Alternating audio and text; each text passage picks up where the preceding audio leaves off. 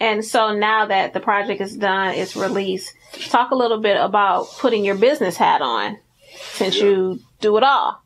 Yeah. So now, we're really working hard with our PR, trying to get dates booked and shows and just getting more of awareness of, who she is, the label and the brand, because it's all synonymous, what you hear from her music is, pretty much synonymous with the brand and the label. So, it's kind of like we're killing two birds with one stone. We want to make that impact, especially, as Black artists, be as diverse as possible and be as relevant as possible. I know a lot of, artists, we're so musically inclined, especially Black artists. We get so musically inclined, we get so deep with it that we're not culturally relevant.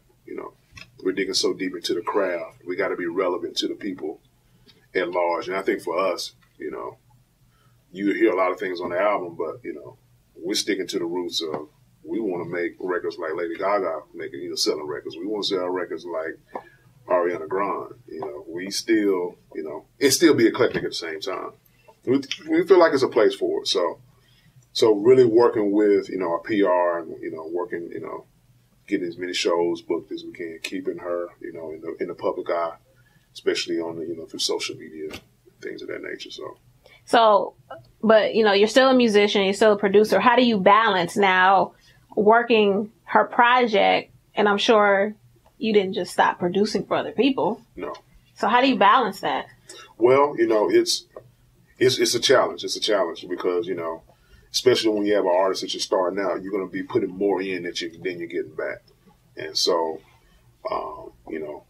I still have to produce. I still have to perform, but a lot of my performance I'm getting done by way of working, with her. We're hitting the road. We're doing unplugged dates. We're doing, full band shows. We're doing duo shows and, just me and her. And so it's kind of, with me being a musician and a producer, there's multiple streams of how things are happening. So the balance, it's a challenge though. It's a challenge because you can't, with the artist that you're starting out with, you have to take every opportunity as it comes. There's some things you wind up taking the back burner, some gigs that I probably wanted to do. But ultimately when I have, I look at it from the scope of a vision and a goal of what I want to be, some, those gigs taking the back burner, I forget about them. And I know that I've made one more step towards what I really wanted to do. And so it winds up balancing out. I feel good about it. I can sleep at night, knowing I made the best decision for what I want to do for my life. So I feel good about it. The Deacon Sue album can be pretty much gotten. You can get it anywhere, If you got a little money, you can get it. You can go on iTunes. If you like iTunes, if you have Android, you got Amazon and Google, you can get it there too. You can go, to a show and buy a CD. I'm really excited about this project because I think it's the most effort I've ever, within a year's time, ever put into. Well, I say about 9 months' time, put into one particular project to make it sound cohesive, to be an album. I know we're in a singles market right now where people make singles and we move them. But, I grew up in the era where you bought a record, when you bought Off the Wall, Michael Jackson, it wasn't a sleeper on there. They all were songs.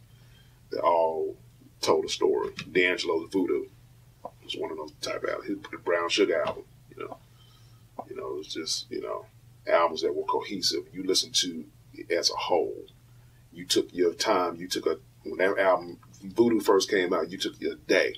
You took your time and listened to that whole album.